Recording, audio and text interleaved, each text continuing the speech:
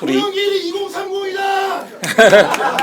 나는 60입니다. 우리 오연지 우리 수석 대변인이 지금 연령 26세 뭐 젊은 그런 목소리를 들어봤습니다. 그럼 저희가 이게 이재명 당대표께서 당원들과 소통을 위해서 만든 당원존입니다. 제가 이것을 출마 선언 장소로 선택한 이유는 당대표가 되고자 하기 때문에 이 당사에서 하는 게 맞겠다. 그리고 특히 우리 이제 권리당원과 소통의 장으로서 당원존에서 하는 상징적 의미를 부여해서 이곳에 하게 됐습니다. 함께해 주신 여러분 감사드리고 제가 출마 선언을 낭독한 이후에 기자 여러분들의 질의응답에 답변하도록 하겠습니다.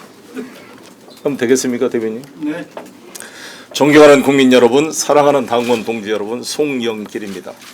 대한민국 경제판이 변하고 있습니다. 삼성전자와 SK하이닉스의 단기 순이익이 올해 600조를 넘어설 것으로 예상됩니다. 정말 초유의 일입니다. 초과세수도 150조 원을 넘을 것으로 예상되고 있습니다. 세계 1위 반도체 강국의 꿈이 실현되고 있습니다. 국운이 상승하고 있습니다. 이 기회를 놓쳐서는 안 됩니다. 정치가 뒷받침해야 합니다. 집권여당 민주당이 국운 상승의 기회를 붙잡아야 합니다. 민주당은 국민의힘하고만 경쟁하는 정당이 아닙니다. 세계의 정당들과 경쟁하고 협력하며 이재명 정부를 강력히 뒷받침해야 합니다. 대한민국의 주권과 민주주의, 국민의 생명과 재산 그리고 평화를 지켜야 할 정치적 결사체로서 그 사명을 다해야 합니다. 이재명 정부의 성공은 곧 민주당의 책임입니다. 집권 여당은 대통령의 성과를 뒷받침하는 데서 그쳐서는 안 됩니다. 함께 국정을 이끌고 국민의 삶을 바꾸는데 책임을 다해야 합니다. 지금 이 순간에도 이재명 대통령은 혼신의 힘을 다하고 있습니다. 지금 나토에 가서 터키에 가서 열심히 국익을 위해 활동하고 계시는 이재명 대통령을 위해 박수 한번 쳐주십시오. 박수 한번.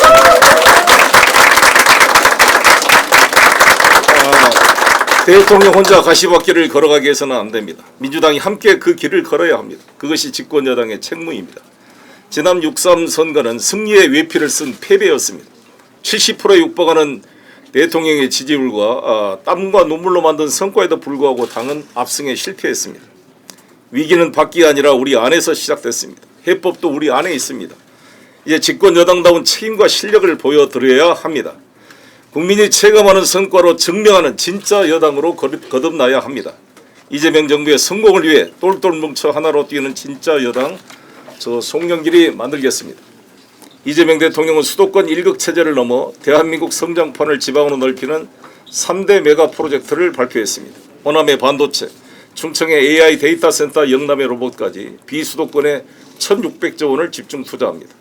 특히 호남 서남권에 800조 원이 투입됩니다. 역사상 최대 규모의 반도체 팹 4기가 들어섭니다. 유치가 끝이 아닙니다. 지금부터 진짜 속도전입니다. 여당은 그 속도전의 엔진이 되어야 합니다. 국회에서 입법으로 예산으로 규제 혁파로 걸림돌이 되는 것을 치우겠습니다. 대통령께서 직접 반도체 특위위원장을 맡은 만큼 저는 당에도 전담기구를 만들어 정부의 속도전을 확실히 뒷받침하겠습니다. 800조 원의 씨앗이 4년 안에 반드시 꽃을 피우게 만들겠습니다. AI는 속도전, 반도체는 국력입니다. 국력전입니다. 대한민국을 세계 1위 반도체 강국으로 세워야 합니다. 한국인의 최대 사업인 AI 고속도로를 당이 앞장서 뒷받침하겠습니다. 사랑하는 당원 동지 여러분, 국민께서는 이번 지방선거에 민주당에 옐로우 카드를 보냈습니다. 대수롭지 않게 여긴다면 다음 총선은 레드카드입니다. 레드카드가 무엇입니까? 총선 패배입니다. 분명히 말씀드립니다. 총선에 지면 정권 재창출도 없을 것입니다. 정권 재창출이 없으면 이재명 정부의 성공을 장담할 수가 없습니다. 이번 전당대회는 누가 더 선명한 사람인가를 뽑는 선거가 아닙니다. 누가 국민의 마음과 신뢰를 이끌어내 민주당의 승리를 만들 사람인가, 누가 이재명 정부와 협력해서 대체불가 대한민국을 만들 대표인가를 선택하는 선거입니다. 사랑하고 존경하는 당원 동지 여러분, 국민 여러분, 누구의 얼굴로 총선을 치르겠습니까? 총선의 필승카드 송영길이 있습니다. 오직 국민의 삶을 보듬고 국민의 눈물을 닦아주며 다양한 목소리를 하나로 끼얹는 진짜 여당, 그 위대한 민주당을 저 송영길이 반드시 다시 만들어 가겠습니다.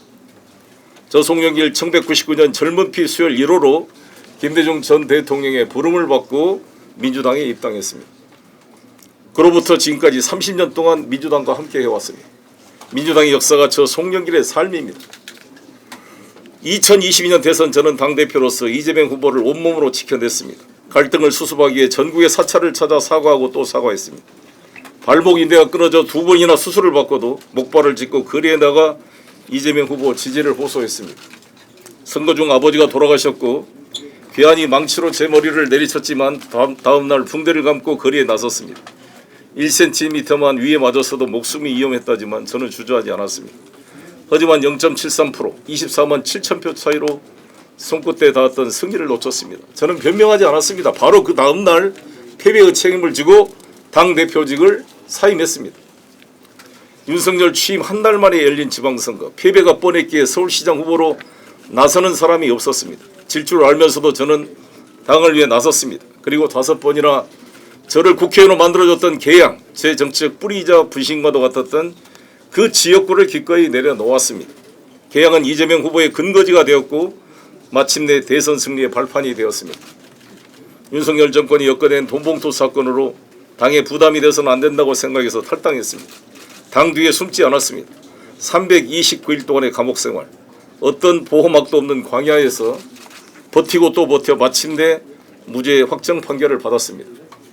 검찰로 인해 고생하던 동료원들도 무죄를 확정지었습니다. 약속대로 소나무당을 해산하고 민주당에 복당했습니다. 이번 보궐선거에 다시 입은 파란 점퍼는 제게 단순한 선거복이 아니었습니다. 민주당에 다시 설 수 있다는 감사와 책임의 상징이었습니다. 점퍼가 너무 소중해서 잠잘 때 벗고 싶지가 않았습니다. 저 송영길 이재명 대통령을 지켜왔습니다. 검찰 독재 정권의 혹독한 시련도 이겨냈습니다. 말이 아닌 행동으로 보여온 저 송영길이 이재명 정부를 반드시 성공시키겠습니다. 박수 한번 쳐주세요.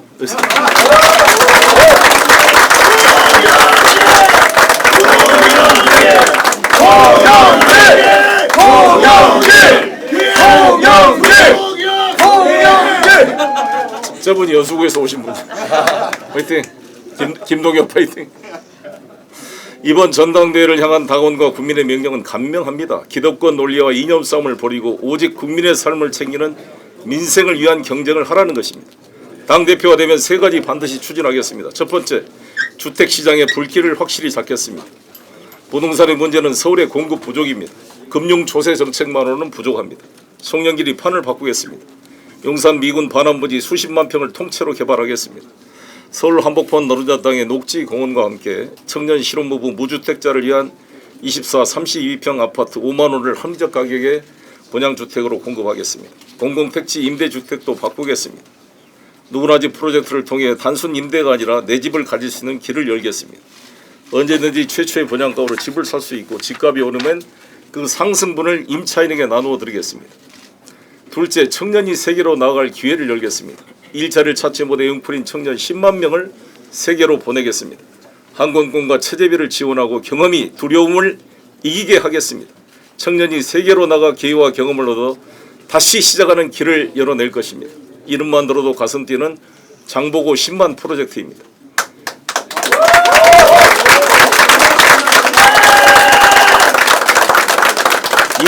2030 청년의 주거도 바꾸겠습니다. 대학 기숙사 수용률이 현행 약 20% 내외입니다. 이걸 50%까지 끌어올리고 모듈형 기숙사를 신속하게 공급하겠습니다.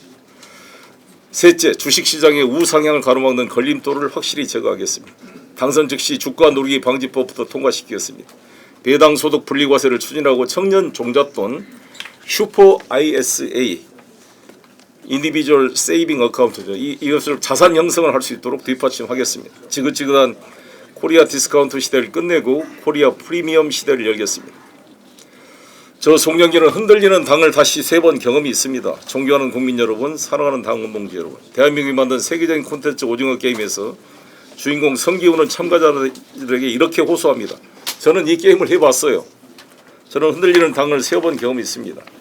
2021년 4월 7일 재보선 때 서울시장 선거부터 패배했습니다. 부산시장도 패배했습니다. 참패로 휘청했습니다.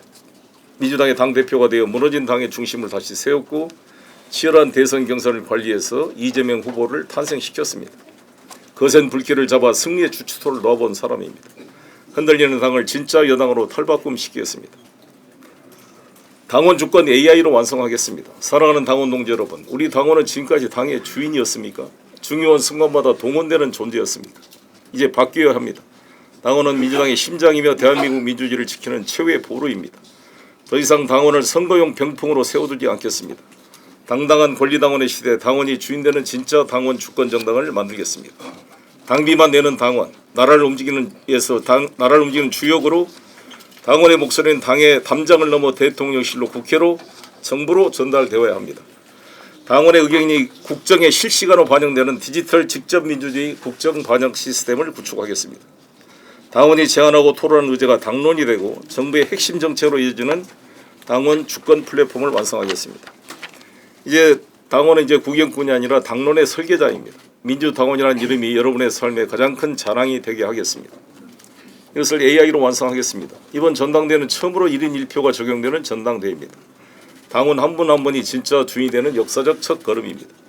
당대표가 되면 가장 먼저 AI 당원 광장을 만들겠습니다. 150만 당원이 언제든지 의견을 내고 그 뜻이 당론으로 넘어 국경으로 이어지게 하겠습니다. AI로 정책과 입법을 더 빠르게 정교하게 뒷받침하고 딥페이크와 가짜 뉴스로부터 우리의 선거를 지키겠습니다. 당원이 주인인 정당 말이 아니라 시스템으로 증명하겠습니다. 당원이 명령이 국정이 되는 나라 저 송영길이 만들겠습니다. 총선 필승 대표카드 송영길에게 기회를 주십시오. 2030 없이는 2030 대선이 없습니다. 저 송영길 총선 필승 대표카드라고 생각합니다. 이재명 정부의 성공을 향한 누구보다 뜨거운 열망과 그 열망을 현실로 만들 경험과 실력이 있습니다. 이 길은 결코 혼자 갈 수 없습니다. 161명의 동료원과 뭉치고 150만 당원 동지와 뜨겁게 연대하겠습니다. 2030 세대 지지 없이 2030년 대선이 없습니다. 당대표가 되면 지명직 최고위원 2명을 모두 2030으로 임명하겠습니다.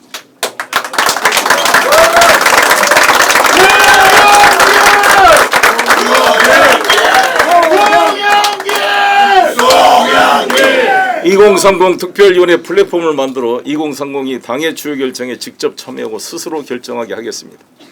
민주당 안에서 자신의 인생과 대한민국의 미래를 꿈꾸게 하겠습니다.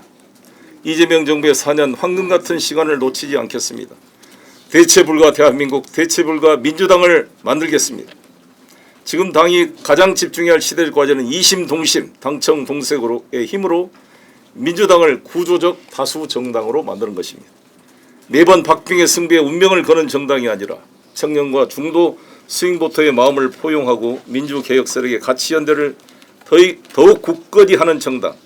저는 그 길에 선봉에 서겠습니다. 저는 부도위기에 인천을 살려내고 바이오 반도체 중심의 첨단 국제도시로 인천을 전환시켰던 광역자치단체 경험이 있습니다. 누구보다도 이재명 대통령의 애로와 국정에 필요한 것을 잘 알고 있다고 생각합니다. 원팀 민주당, 총선에서 승리하는 민주당, 국민에게 다시 희망을 주는 민주당, 가슴 뛰는 승리의 역사를 저 송영길이 다시 만들겠습니다. 위기를 이겨본 사람입니다. 무너진 당을 다시 세워본 사람입니다. 자신 있게 해내겠습니다. 함께 갑시다. 감사합니다.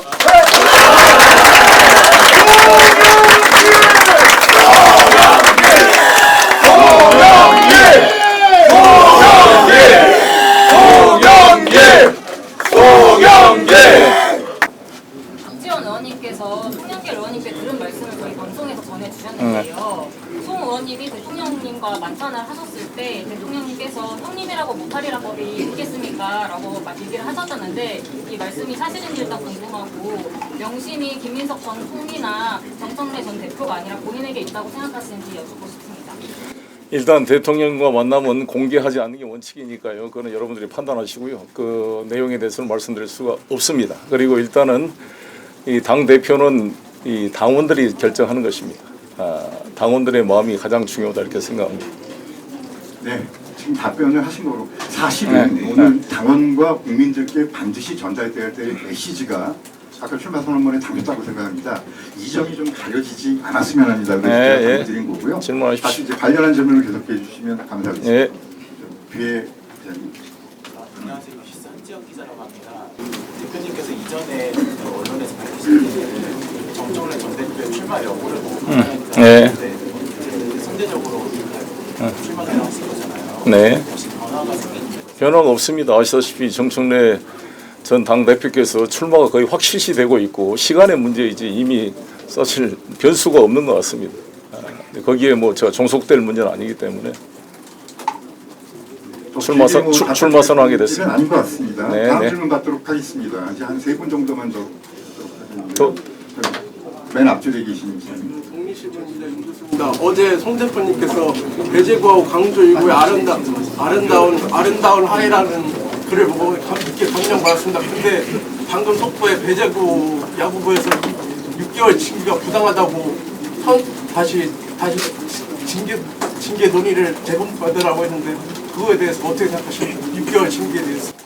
잘 모르겠습니다. 잘 모르겠지만 아무튼 이번에 제가 페북에 올린 것은 배재교 교장 선생님과 학생 야구 감독이 모두 광주 제1고까지 찾아와서 눈물로 반성을 하고 함께 광주 학생운동 기념탑과 5.18 묘지를 참배한 것은 감동이었고 또 이러한 사과를 받아주는 우리 제1고 교장 선생님과 학생들의 그런 포용적인 태도 역시 많은 분들에게 감동을 줬다고 봅니다. 이런 것들이 많은 앞으로의 그 징계 과정에 영향을 미치지 않을까 이렇게 저는 생각합니다.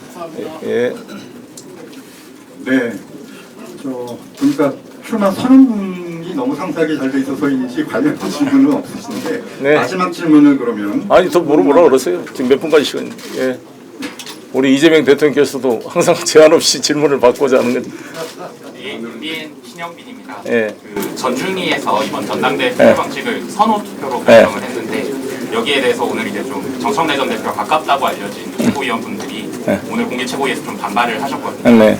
송 대표님도 이제 결선 투표제가 있고 결선으로 가면 자연스럽게 김인석 전 총리님과 연대가 되는 것이다 이런 말씀을 해주셨었는데 선호 투표제에 대해서는 좀 어떻게 생각하시고 또 선호 투표제로 결정되면서 혹시 김 전 총리님과의 연대나 이런 방식 등에는 좀 변화가 있을지도 하고요. 아시다시피 이 선호투표가 결정된 것을 저는 존중합니다. 이 결선투표 방식이 하나고 비용이나 여러 가지를 줄일 수 있는 면도 있고 저로서는 좀 좋게 보는 것이 어찌됐건 사표 방지 심리가 없어지게 됐잖아요. 모두가 한 표만 찍는다 그러면 나는 두 사람을 찍고 싶은데 두 사람이 다 좋은데 누구를 찍을까 사표가 되지 않을까 걱정을 하던 지지자 유권자들에게 그 고민을 해소하게 됐습니다. 왜냐하면 누구든지 1등, 2등 찍어주면 다 합산을 해가지고 결과적으로 과반수 득표자가 당선되기 때문에 부담 없이 송영길을 찍을 수 있는 분위기가 만들어졌다. 그래서 저는 아주 저로서는 승리의 카드가 된 게 아닌가 이렇게 생각합니다. 네. 저는 아까 말씀드린 대로 딱 5분 채우고 그럼 질문 마치도록 하겠습니다. 정무적인 질문은 다음번에도 계속 이제 송 후보님과 소통할 시간이 있을 것임을 미리 말씀드리겠습니다. 네, 마지막 기자님. 서서 손두신 기자님. 박예복 기자님입니다. 이제 당내에서 보안 수사권 폐지 관련해서 우려의 목소리가 계속 나오기는 해가지고 혹시 형사소송법 개정 관련해서 좀 교수님 입장이 어떠신지 여쭙습니다. 제 입장은 일관되게 제가 언론을 통해서 밝혀진 것처럼 보안 수사 요구권으로 보완이 되지 않겠는가 입장을 일관되게 해왔다는 말씀을 드리겠습니다. 네. 이상으로 질의응답 시간은 마치도록 하겠습니다. 앞으로 송영길 후보님 그 언론인 여러분과 자주 간담회를 가지실 거죠? 네, 이제 오늘부터 언론 인터뷰가 쇄도해서 가능하면 인터뷰 많이 나갈 생각이고요. 오늘 아침에 제 방에서 이제 우리 저 지지하는 의원님들 한 5분이 모여서 인터뷰를 했습니다. 그리고 광주에서는 양부남 국회의원님, 그리고 양부남 의원님 오셨나요? 그리고 전남에서는 이계호 국회의원님이 함께 하시기로 했다는 보고의 말씀도 드리겠습니다. 네? 우리 또 경남에서는 김두관 전 장관님께서 송영길과 함께 하기로 했는데 잠깐 나와서 인사 한번 오십시오.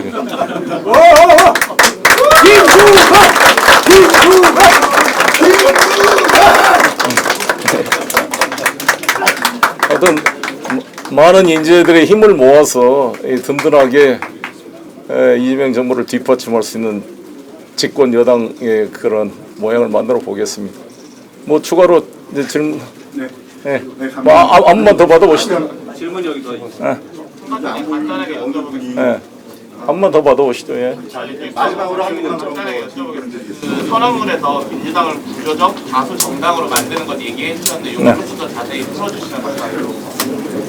지난번 김대중 대통령께서 당선되실 때 이인재 후보가 약 500만 표를 가져가고 김대중 김종필, 박태준, DJT 연합을 하고 이해창 후보가 IMF를 초래한 정당의 후보이고 두 아들 병역비리 논란이 있었음에도 불구하고 39만 표, 1.1%를 승리해서 신승을 했습니다. 노무현 대통령도 정몽준 후보와 단일화를 했기 때문에 이길 수 있었습니다. 문재인 대통령은 유승민, 안철수, 홍준표 세 후보가 분열돼서 나왔기 때문에 42%가 남짓해서 승리를 할 수가 있었습니다. 이재명 대통령조차 2022년 때 득표율과 이번에 2024년, 25년 내란의 이후에 했던 득표율 차이가 거의 1.59% 밖에 안 납니다. 그만큼 50%를 못 넘었거든요. 이런 구조적인 소수의 상태를 안정적인 다수의 집권 여당으로 만들어야 됩니다. 그게 단순히 민주당이 또 집권하자는 걸 넘어서 제 생각은 일본의 자민련 다카이치 사나이 정권이 자민련 3분의 2 개헌선을 확보했습니다. 강력한 이 보수 정당인 트럼프 정권이 있습니다. 푸틴이 있습니다. 김정은이 있습니다. 시진핑이 있습니다. 유럽의 독일 지금 AfD 독일의 대한 정당 거의 극우 정당이 일부 지방에 지지율이 40%를 넘어가서 히틀러 나치당 초기의 모습이 아닌가 나타난 게 아닌가라는 공포가 유럽을 휩쓸고 있습니다. 이렇게 우경화되는데 이재명 정부에 정말 이렇게 민주주의를 제대로 하고 있는 이 대한민국 이재명 정부가 세계적으로도 아주 소중하고 귀한 정부입니다. 이것을 우리 동네 축구를 하는 게 아니라 이 글로벌 경쟁 속에서 우리 대한민국의 주권을 지키고 우리 한반도 평화를 지키기 위해서는 이 이재명 정부를 강력히 뒷받침하는 정치적 결사체가 있을 때만이 우리 대한민국의 이익을 수호할 수 있다 이렇게 생각합니다. 그런 차원에서 중도 합리적 보수와 2030대 젊은이들이 이 이재명 개인에 대한 호불호를 넘어서 이 대한민국의 발전을 위해서 함께 모이도록 하는 임무가 저희 집권 여당에 있다. 저는 이렇게 생각합니다.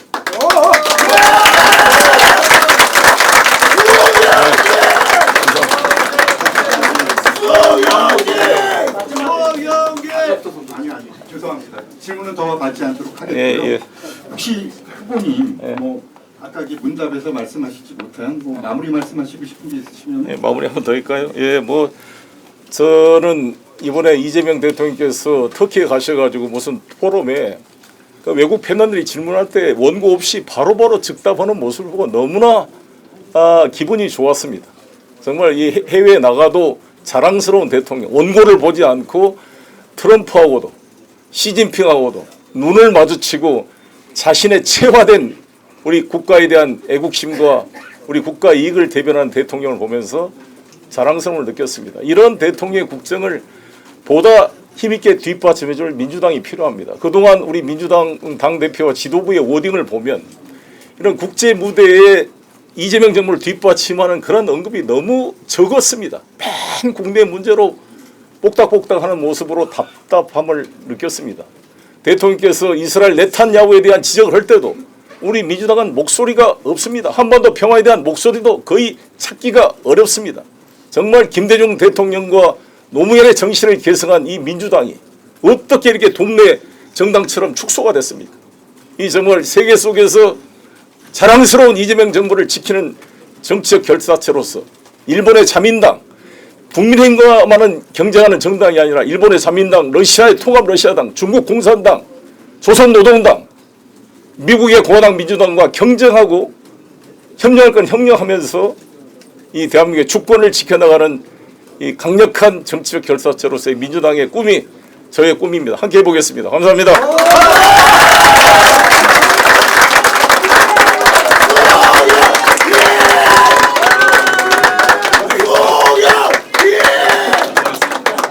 감사합니다. 많은 말씀 드렸습니다. 너무 말 잘했어요. 처음에도 말씀드렸듯이 오늘 출마 선언식의 특징은 민주당의 변화와 미래를 기대하는 청년들입니다. 이 청년들의 뜨거운 열정, 송영길 후보님에 대한 기대와 응원이야말로 송영길 의원이 앞으로 걸어갈 길에 가장 큰 힘이 될 것입니다. 송영길 의원께서 말씀하신 것처럼 총선에서 승리하는 민주당을 위해 가슴 뛰는 역할을